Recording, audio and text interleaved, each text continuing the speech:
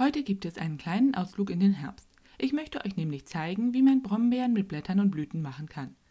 Die Beeren setzen durch ihre Struktur und die verschiedenen Farben während des Reifens interessante Akzente. Die Blüten sind unglaublich zart und verleihen einem Gesteck Leichtigkeit. Hier habe ich Brombeeren mit einer roten Rose kombiniert, was mir richtig gut gefällt.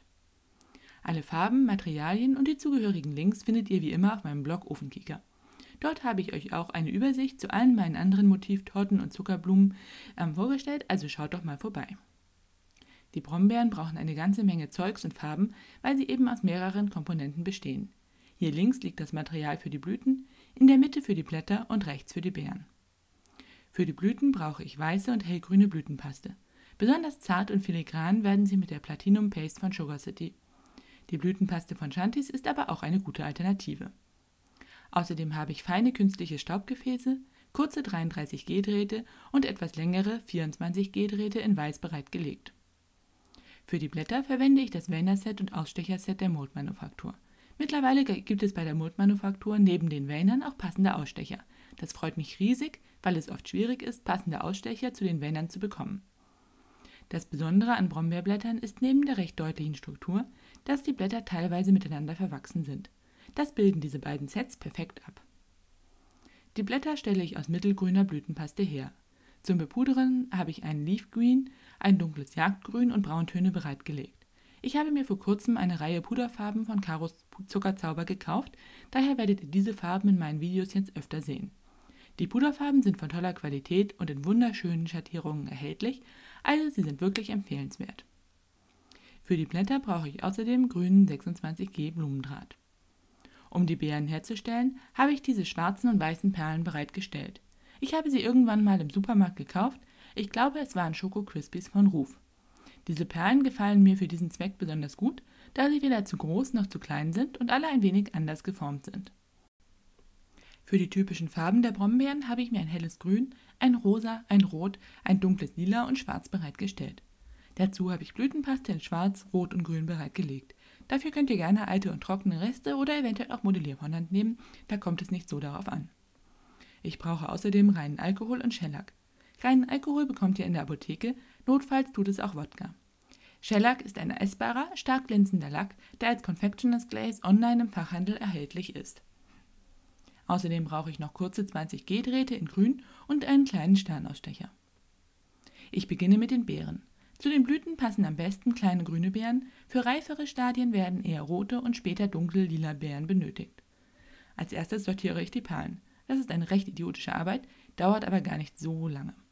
Für mich haben sich zwei Methoden bewährt. Wenn man eine kleine Menge Perlen in die Handfläche gibt, kann man sich die passenden Farben einfach rauspicken. Fast etwas schneller geht es, wenn man mit so einem kleinen Spatel oder Löffelchen die Perlen in kleinen Gruppen aus der Schüssel schiebt. Für die 10 Beeren habe ich etwa 3 Esslöffel Perlen sortiert. Je mehr dunkle Beeren gemacht werden sollen, desto mehr Perlen braucht man. Die hellen Perlen teile ich dann in 3 Portionen. Zur ersten Portion gebe ich 1 bis 2 Messerspitzen hellgrüne Puderfarbe und einige Tropfen Alkohol. Mit so einer Spritze aus der Apotheke lässt sich der Alkohol gut dosieren. Das Ganze vermische ich dann, sodass die Perlen grün gefärbt werden. Es ist sinnvoll, wirklich möglichst hochprozentigen Alkohol zu verwenden, da dieser die Perlen selbst kaum angreift und schnell trocknet. Ich verteile die Perlen dann auf einem Stück Papier und lasse sie so ca. 5 bis 10 Minuten trocknen. In der Zwischenzeit färbe ich ebenso einige helle Perlen in Rosa und einige weitere in Rot ein.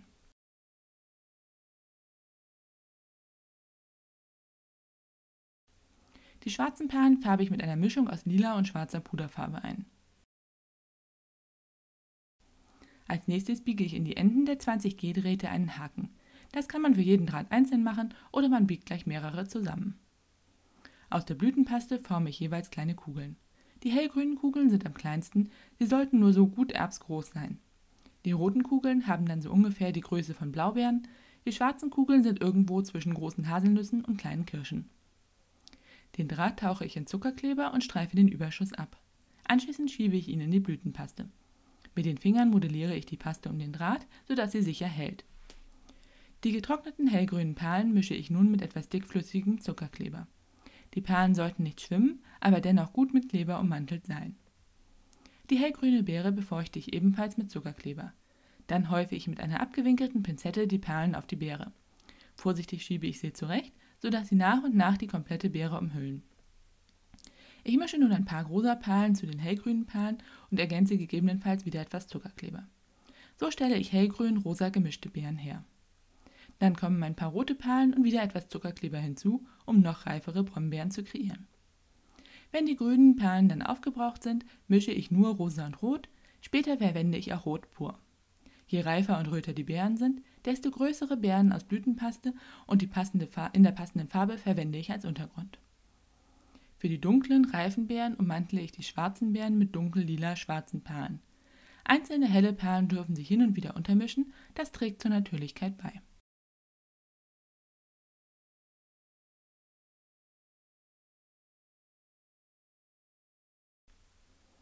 Falls die Farben mal nicht deckend genug geworden sind, kann man die getrockneten Beeren mit trockener Puderfarbe abpudern.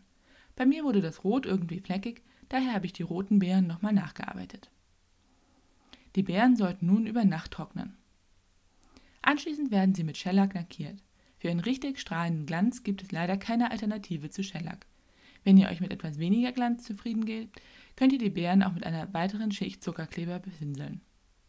Ich trage jedenfalls nun Shellac großzügig mit einem Pinsel auf. Den Pinsel und das Gefäß für den Lack bekommt man nur mit reinem Alkohol wieder sauber. Wodka oder ähnliches hilft nicht, es muss wirklich reiner Alkohol sein. Die Beeren sollten nun ca. 30 Minuten trocknen. Anschließend kann man einen Kalix hinzufügen. Ich finde nicht, dass das unbedingt nötig ist, aber eigentlich gehört er natürlich dazu. Für den Kalix steche ich aus dünn ausgerollter Blütenpaste kleine Sterne aus.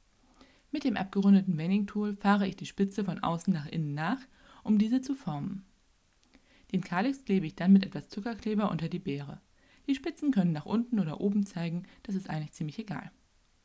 Bei den reifen Beeren tupfe ich etwas braune Puderfarbe auf, bei den unreiferen Beeren verwende ich grüne Puderfarbe oder eine Mischung aus brauner und grüner Farbe.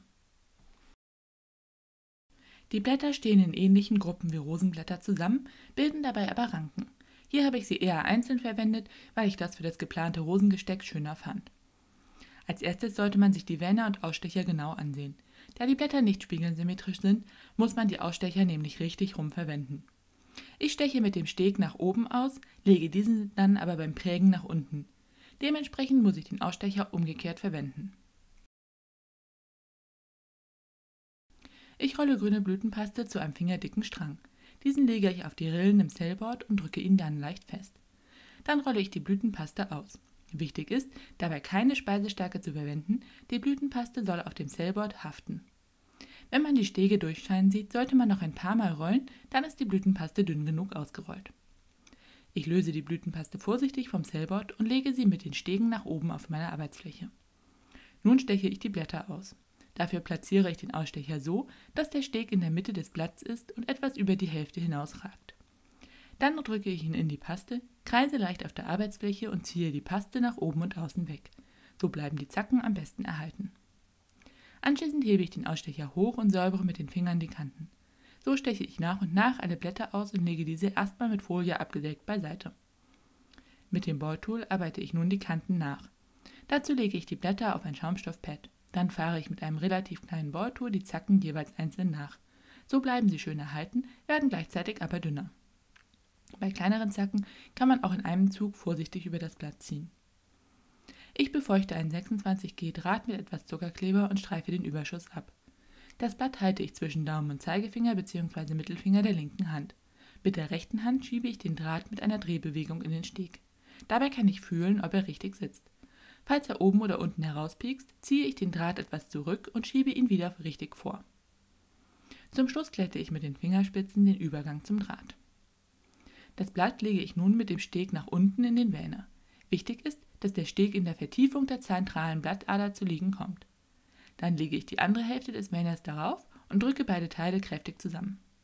Anschließend löse ich das Blatt vorsichtig. Ich falte es leicht in der Mitte, um die zentrale Blattader etwas zu betonen. Außerdem forme ich die Spitze etwas nach. Dann lege ich das Blatt zum Trocknen auf Noppenschaum. Durch die Noppen bekommt es etwas Schwung und Leben. Bei den asymmetrischen Blättern muss man sehr genau darauf achten, dass das Blatt richtig im Vänner positioniert wird. Sonst wirkt das Muster später komisch. Ansonsten funktioniert es aber genauso.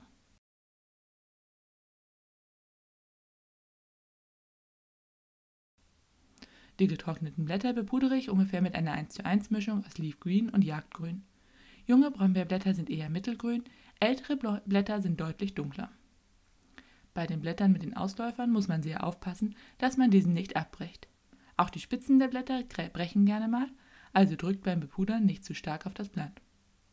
Ich finde, die meisten Brombeerblätter haben so braune Stellen und sind einfach ein bisschen in Mitleidenschaft gezogen worden. Daher füge ich an einigen Stellen braune Flecken hinzu oder betone einzelne Zacken mit etwas Braun. Übertreiben sollte man es dabei nicht, aber so ein wenig Braun bringt mehr Leben in das Blatt. Um die Farbe zu fixieren, tauche ich die Blätter in eine 50-50 Mischung aus Shellac und reinem Alkohol. Das ergibt einen sehr natürlichen Glanz und geht schön schnell. Die getauchten Blätter brauchen nämlich nur so 5 bis 10 Minuten zum Trocknen, während mit Wasserdampf behandelte Blätter doch ein paar Stunden trocknen sollten. Ansonsten ist Wasserdampf aber auch eine gute Alternative. Besonders schön an Brombeeren ist, dass Blüten und Beeren in unterschiedlichen Reifestadien gleichzeitig vorkommen.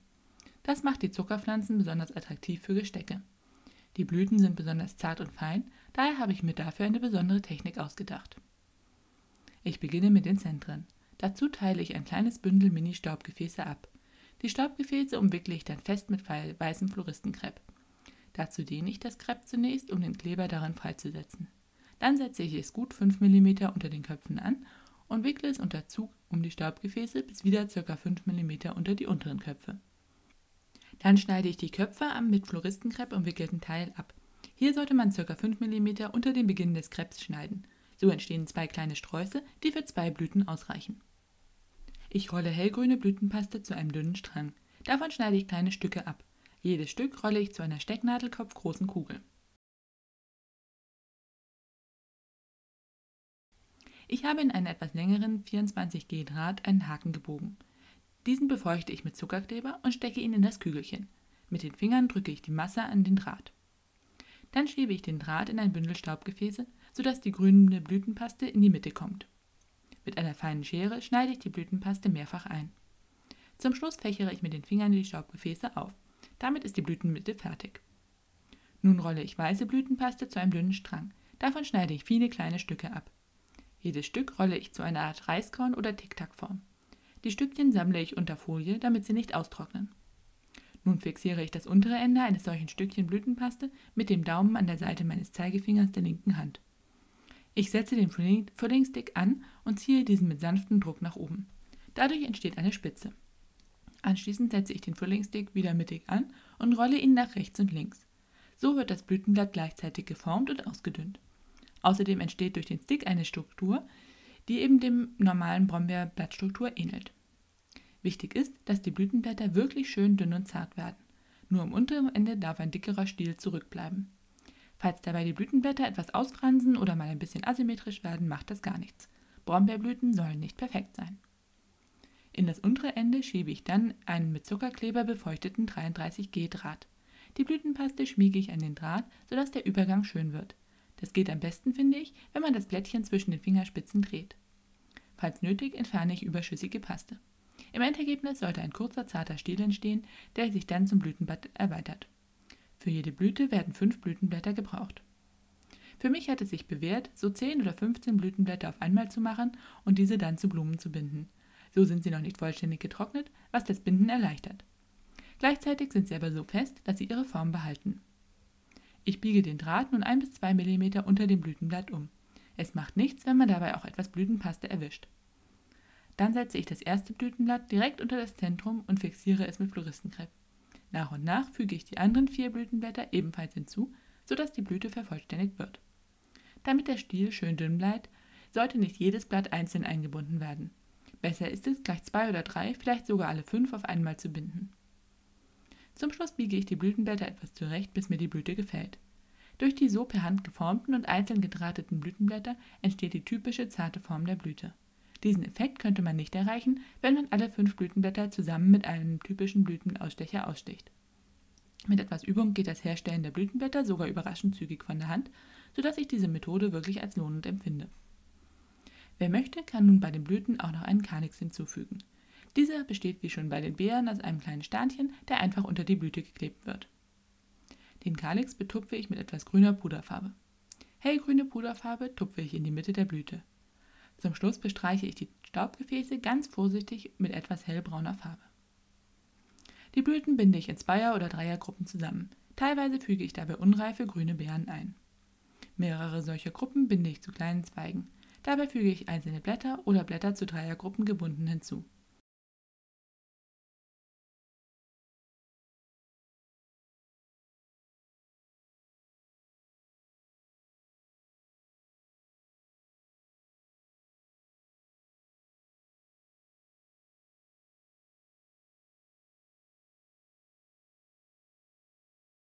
Damit sind die Brombeeren dann fertig. Ich bin wirklich überrascht, wie unglaublich lebensecht diese geworden sind. Auch wenn man richtige Brombeeren wohl nie in Blumensträußen verwenden würde, gefallen sie mir in der Zuckervariante sehr gut. Die Beeren setzen schöne Farbakzente und geben interessante Strukturen, die Blüten sind wunderschön zart und die Blätter können gut als nützliches Vollmaterial dienen. Ich hoffe, euch hat das Video gefallen. Wenn ihr noch Fragen habt, beantworte ich die gerne in den Kommentaren. Ansonsten freue ich mich, wenn ihr auch Brombeeren bastelt und mir vielleicht via Instagram oder Facebook Bilder zukommen lasst.